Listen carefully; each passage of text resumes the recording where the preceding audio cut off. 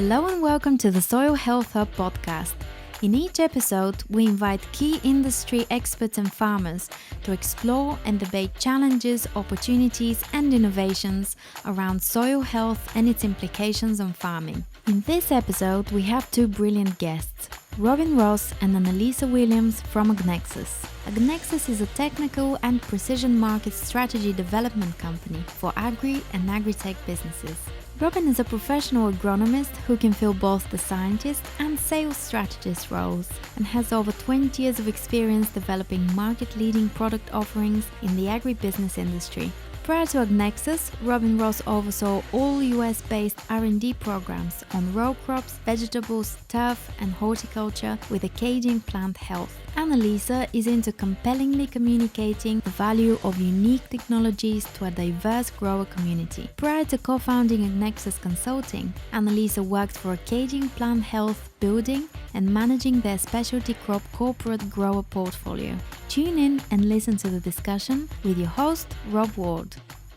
I'd like to welcome Robin and Annalisa to the Soil Health Hub podcast. This is a really wonderful moment. We're talking to you across the water from the UK to exactly tell us where you are. And let's go for Annalisa first. Where are you? And welcome. Sure. Well, thanks for having us, Rob. So I'm actually based on the central coast of California, halfway in between San Francisco and LA in beautiful Arroyo Grande. Sounds good. They were teasing me before we started this about the weather, and I reconfirmed it's always sunny here. That's just all fake news. Anyway, over to Robin. Where are you based? I am located just outside of Charlotte, North Carolina. So I'm on the opposite coast, on the East Coast. Wonderful. Tell us about what you guys do at AgNexus.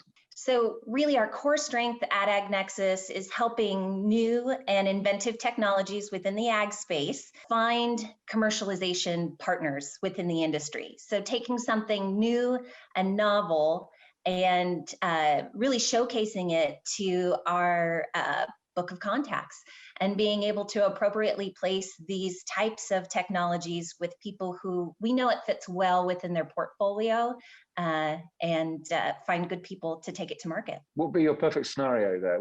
Give a classic example. Sure. So the most ideal clients that are out there, clients that have a technology that they are very passionate about. They understand all of the technical workings of their specific technology, but perhaps they don't have content or context to be able to successfully launch it into the market. Another way to say that is they know their product inside and out, but they don't necessarily have the why an end user should use, look at, or invest in this type of technology. Okay. And Robin, tell us, what do you think? There you go.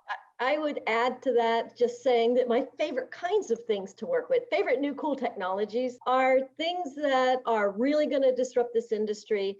They normally have some kind of very positive environmental impact. I love working with new types of microbial products and things that are going to really use the existing soil microbiome to improve the absolute health of that crop and reduce some of the chemical inputs that you might need in that crop. It's a little bit like when you think about your own gut. How can you improve your own gut microbiome to make you healthier? And so you need less actual medical interventions. Crops work like that too. As I see newer technologies enter the market space, a lot of agriculture, now that's a real traditional old school business, goes back to the beginning of time practically. We're seeing digital technologies enter that, and we're seeing computer AI, predictive models, and so many things that agriculture has never seen.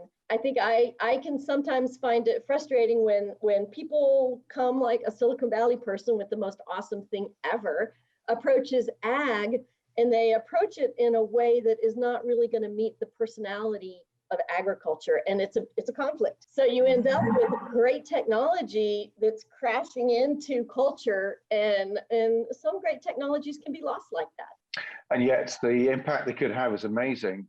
Yes. We're working with a German data science business, and they've reduced plant breeding times by 80% purely by data science. And you think, gosh, that's just an amazing breakthrough. You go from 14 years to 3 years or something like that. That's just data. But you're right. There's lots of quite scary technologies scary because there's a lot of trust in them, isn't there? And I think that's probably the biggest problem, that farms are being sold too many things. They're at the bottom of the queue or bottom of the pile. There's nobody else to sell to, really, is there, after a farmer? The farmers are the primary producers, and they're hit at so much by so many different ideas. It's not lacking in tech. I mean, ag tech is, the day we invented the trowel was tech, wasn't it? It was more useful than my fingers. Right. And that's, so it's, as you say, it's been around for millennia. But what trowel, metaphorically, to use, and or piece of machinery, as it's gone on and on and on, has always been the hardest thing to know, I think, as a farm. And then you add in climate change or issues around weather or restrictions around what you can and can't do, and then trade barriers or currency changes. The weight of burden is on them. This is why we are working with trial farms to test this out and to talk to farms that are more inclined, the early adopters. It's not a new idea, but it does help create those case studies of it working or not.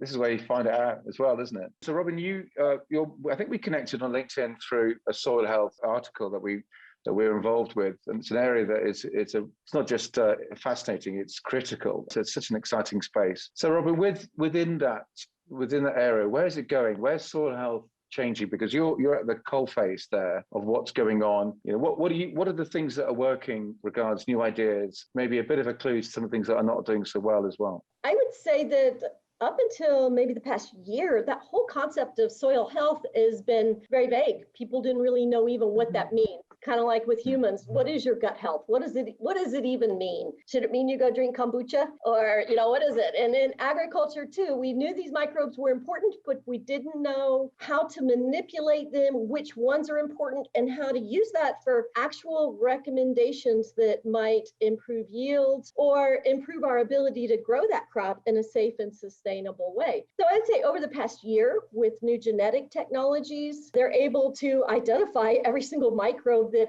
exists in the rhizosphere of the crop. And with the advent of newer computer machine learning types of technologies, they're even able to speak to the function of these microbes. The next step is going to be that will play into how new products are going to be developed that meet certain specific functions, like how do they help a crop take up nutrients better, or use existing nutrients, or fight diseases, or manage environmental stresses and things like that. The soil health can play into all of that. And there's a whole broad world now of products that can be targeted specifically at that, now that the technology is there to identify the microbes and how they work in communities and what they do. That's complicated. Did that make sense? I think I did. Yeah. I think what it is a lot of new science, and it needs to be proven scientifically. I think many people say it's already proven by their practical experience, but scientific evidence seems to be what we're working towards. That market is fascinating. So, I mean, are you seeing businesses that are using biological solutions, as in the sellers, the disruptors that Annalisa was just talking about? Are you seeing them replace farm inputs at a very significant level now? As in, I mean, if we look at farm inputs as basic nitrogen, NP and K, pesticides, fungicides, if that was a number, what's a percentage are you seeing that reduce because of these biological treatments? I don't know that we can put an actual number to it, because a farmer is going to do what a farmer needs to do to grow his crop. He will use the amount of fertilizer he's going to need to grow that crop, and he will control pests the way that he needs to control them. But with newer soil health and softer practices, they're starting to really realize that maybe I really don't need to use fertilizer in the way that I used to. Maybe I can do the same thing with some of these biological products, or maybe they're using some biological products or biostimulants that they simply don't have the pests they used to have. So it's not that they're going out there saying, I'm going to replace this. They're saying, whoa, look, my crop is healthier and I haven't even seen any of this disease yet. It's going to come by nature, but I think that they're thinking it's there, the products are there, we're primed. I don't think it's at the point where you can say, oh yes, well now biologicals have replaced 30% of crop inputs. It's to the point where they're starting to see the light that this could go that way, and I think it will. I think it comes back a little bit to an economies of scale too. So to replace a unit of fertilizer with a unit of biologicals, the cost differential there to the farmer is quite significant. And so until there are some noted added benefits and people are jumping on board, as Robin said, that this is more of a sustainability practice for their land rather than just an input to grow a crop, I think that as that shift begins to happen, we'll see more biologicals being used rather than based commodity fertilizer programs. The other piece I see is with different biosolution products that are out there for fungal control or bacterial control. Those are being used as rotational products. So helping with different resistance and things like that, using these biologicals in rotation with some of the synthetic chemistries to hopefully be able to elongate the product life cycle of some of those technologies.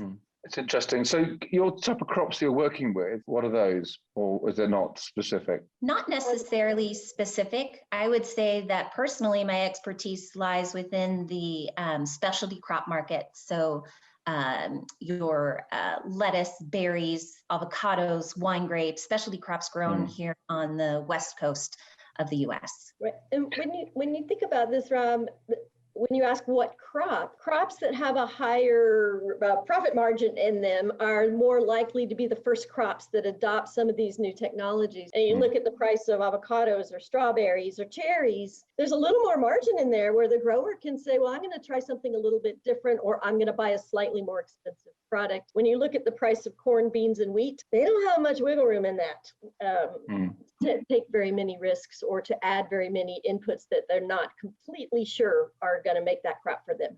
Well, that makes a lot of sense. Although there are guys now trying to do a lot of biologicals in arable, but certainly in Europe and UK, one, and we spoke to recently, is trying to replace it entirely, but we'll see. So he's at 100%. The States is way ahead of the world from an agtech perspective in many levels. What do you think is coming around the corner that the rest of us should be expecting regards this space beyond the points you already made? I'll give you two that I really love, and maybe Annalisa can toss a couple of them in there, but I'll give you two of my three favorite new technologies. One of them is being able to identify the role of the soil microbiome. I think that's going to completely change agriculture and agriculture inputs. And it's going to take those inputs from this murky world of snake oils and what is this? Oh, trust me, it's going to help. It will completely change. So that's going to be new and cool. There's another cool technology out there that I just think is fun called bee vectoring technologies. And this is a bacteria, well, it might be a fungi. It's a microbial biocontrol agent. So it controls diseases in flowers. So monolinea, botrytis, and colotoxicum, which are three key diseases in fruit. And it does this by attaching this little box of the biocontrol agent to the front of a beehive. So the bees walk through there with their little bee feet and get it on their feet, fly off to the tree, pollinate the flowers, and deposit this biocontrol agent directly into the flower where that disease might normally occur, or well, always occurs. There you go. No sprays, no toxic anything, a cool and effective product delivered right where it needs to go. It's beautiful. I think that's one of the coolest new technologies I've seen out there. It's almost lazy. It's too good. It's so good, isn't it? It's going to be disruptive, though, because who actually is going to sell this? Who buys it and who sells it? The grower, the beekeeper, or the ag distributor? It's a little going to kind of disrupt the whole way the market works. Wow, I love that. Yes. Annalisa. Yes. So there's a couple of technologies that I'm really, really excited about coming to the market. And just going back to the microbe side of things, it's a microbe delivery technology. So anyone who is and you might not want to admit it, but knows what a wine box looks like, right? Will have an easy time being able to visualize this technology. They don't know that in Europe, Annalisa. They don't know.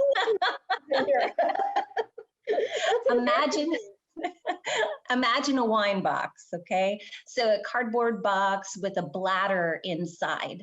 This company has developed a technology where they can freeze dry a microbe, set it inside the cap, create a nutrient broth inside of this wine box in a sterile bladder, so that when the grower receives this product, all he or she has to do is push the go button, essentially at the top of the wine box, right underneath the cap. The microbe falls into the nutrient solution and ferments on site.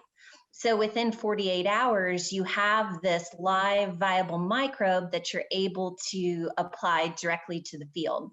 Now, this technology lends itself really, really well to microbes that have been hard to stabilize.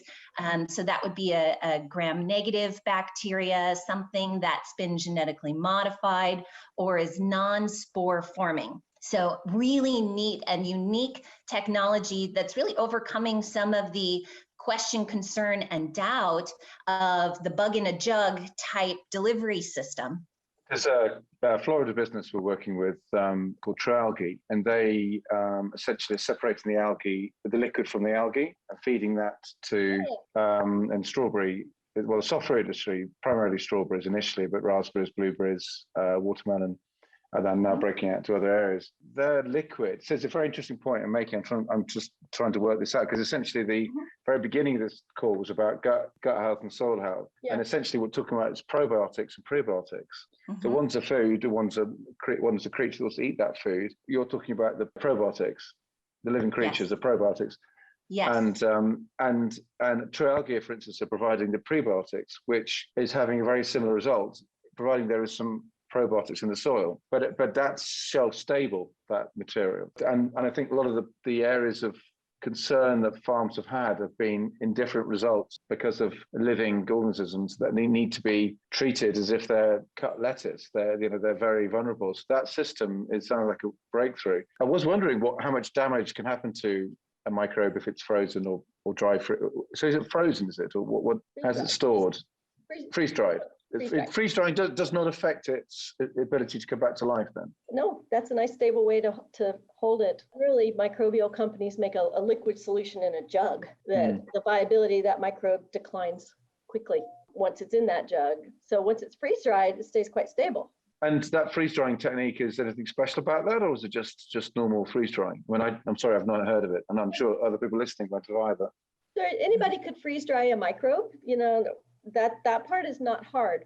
What's interesting though is how do you take that freeze-dried microbe, drop it into a nutrient solution such that it grows really, really fast, and then you put it in the field. So you are applying a live, vigorous microbe. Like, let's say you just wanted to freeze dry your microbe and dust it out on your crop. You're not giving it the right environment to multiply and divide and be very viable extremely quickly. So it's kind of the freeze-dried part, but it's also how do you bump it to life very quickly before you put it out into the field. So it's kind of a two-step process. I want to go back also to your question about True Algae. That's a whole different sector of products in my mind. I think it's interesting. Well, they're having amazing results. Farms are significantly reducing their other inputs. I was there almost to the day this time last year in Florida, and it was a beautiful day. And we went around the farms and we ate the strawberries, and they tasted great, and yet they were lasting nearly twice as long as a normal strawberry. So something's going on within the cell walls with this type of microbial activity that's affecting the strength of the plant, and therefore, in this case, the fruit coming off it. Average berry sizes are something like 20% bigger, easy to pick. There's so many things that were right about it. This experience has been mirrored across blueberries and raspberries. So it just seems to be that the vigor, the immunity, the energy in the plant is transformed by this type of work. It's a new sector of ag. I think it's worth mentioning. It's what I believe is called a metabolite type of product. So I believe it comes from when they grow their algae up, the algae grows in like a solution of stuff that the algae likes, and it grows.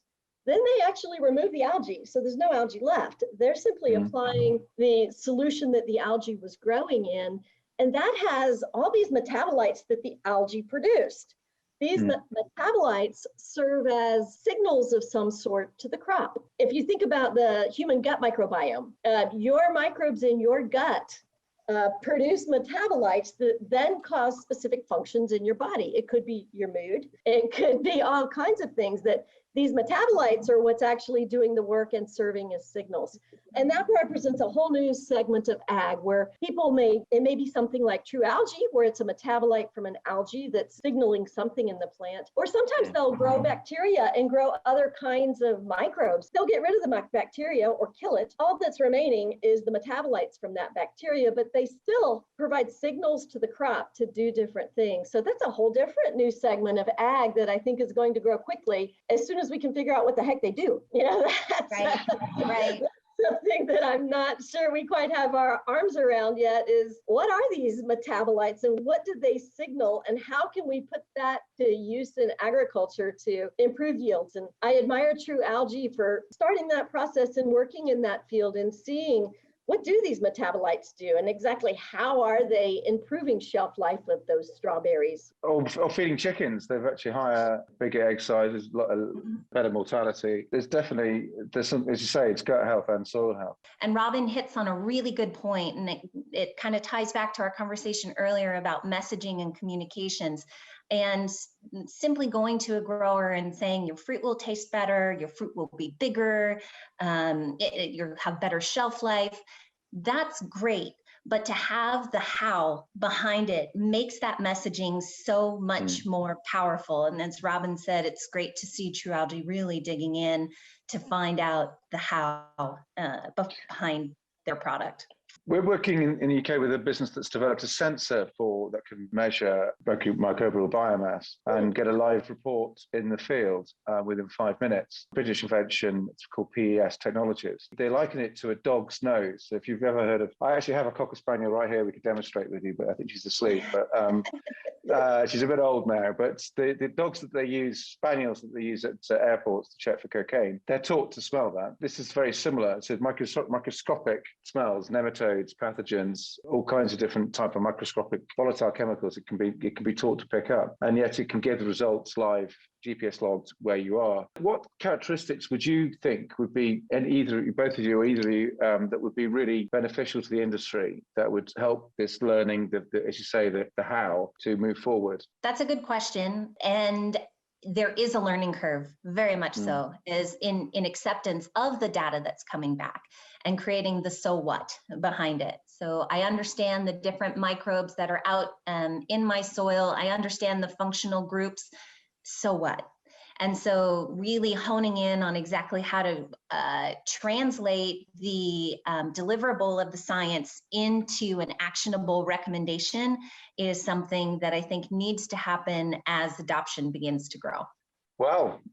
So if you had a magic wand in 5 years' time, what would this industry look like? That goes to both of you. I think for me, sustainability I see that exploding, making sure that the consumer at the end of the food chain, if you will, that they recognize that farmers and ranchers and food producers are doing everything that they can to produce a healthy, safe, ample food supply while making sure that they're taking into consideration the good of the planet.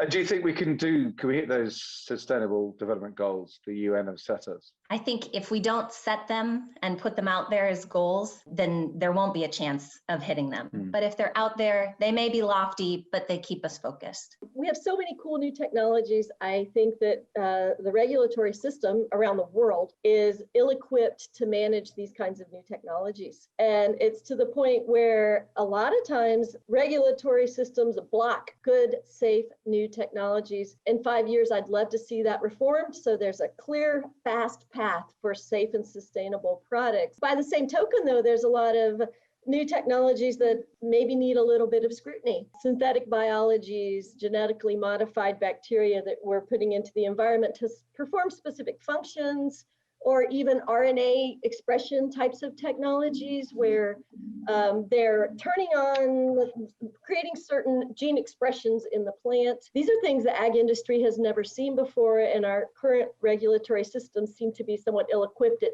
knowing what to do with them or even how to evaluate them. And so I would hope in the next 5 years, we've had a whole revamp of the entire thing. If one thing taught Europe, particularly around GMO, is to manage that process or that transition very carefully, because it wasn't, and it was totally destroyed. I was working on a steering committee in the early 90s, and we had some amazing GMO strawberries that would have been fantastic for antifungal treatments, but they were all destroyed because we banned GMOs in Europe because of how we handled it. So I think your absolute caution has got to be played out here. We've got to get it spot on. There will not be a second chance, will there? Yeah. I mean, maybe Europe is a more complicated place, and we seem to have stricter rules, but they probably are for the right reasons sometimes. It's been an absolute joy. You guys are the breathing fire of enthusiasm for this industry. It's wonderful. We're getting involved with COP26 with an agri-food tech event where we're going to be leading and co-founding a new whole thinking around collaborative innovations, problem solving, which we're launching at COP26. Just to let you know, it's with an amazing guy called Peter Wren Hilton, who pretty much is the Yoda for Australia, New Zealand and Singapore's agtech scene. If you don't know him, check him out. He's an amazing guy. It'd be great to get you involved with that. Whether you can physically make it, Glasgow is a bit chilly in November, but nonetheless, virtually at least. But we are looking to work with people around the world to see how we can collaboratively solve a lot of the problems we're facing, because that's the only way forward. There's too much at stake not to. And so, final question: we're all very fortunate to get to where we are in our lives for lots of reasons. Who's the one person that you'd like to thank to help you get to where you got to today? There's actually two. First and foremost would be a close friend of mine. His name is Chris Darway, and he's a local farmer here in Arroyo Grande. And he is always my boots on the ground sounding board for any new technology that comes across my desk. He knows that when my phone number shows up on his phone, it's going to be something unique and something different, and always takes the time to give me perspective, not only from a farmer, right, but also from an investor standpoint. So I really appreciate that. And I can't tell you enough how lucky I feel to be working with Robin in this venture. She's been an amazing mentor and just absolutely fantastic to have been working with over the last 13 years, has taught me so much. And now to be able to go out and work together with her is fantastic. Thank you. Oh, that's lovely. I know. Yeah. I think if I had to express someone that's been the most influential in my ag career is someone I met a couple of years ago named Dr. Chad Brommer. He owns a technology business out of Raleigh called Termere. And they come up with new active ingredients for agriculture, safe and inventive new active ingredients. He had a product that's a bactericide that actually stands to handle citrus greening, which is a worldwide problem, as well as olive quick decline. He'd had this ingredient for a long time and asked Annalisa and I if we could help him find a commercialization partner for that. And we did. Within only a few months, we had this matched up with a very appropriate partner. And it changed my world because it made me realize that I love that. I love technology. And Annalisa and I have an amazing ability to talk about them, and we truly are passionate about them. And this is something that it changed my world. We launched a whole new business and a whole new career based off of this one person and this one guy's technology. This is a wonderful industry. It is a whole mixture of farmers, science, and some pretty fascinating, geeky, but wonderful people, isn't it? And right. It takes some really smart people like you two to help stick it all together. So that's fantastic. I'd like to give you a spiritual hug. Because it's been lovely to meet you, and you're certainly COVID safe where you are from here. But I'm real safe. I already had it. I think I'm immune, so we're good. I had it too. We dealt with it pretty quickly, but yeah. Fabulous. Thanks for making this happen, Annalisa. Thank you. Yes. Talk more soon. Bye-bye. Thank you. Bye-bye. Bye-bye. Thank you for listening to the Soil Health Hub podcast. If you'd like to learn more and join us, visit soilhealthhub.com. See you next time.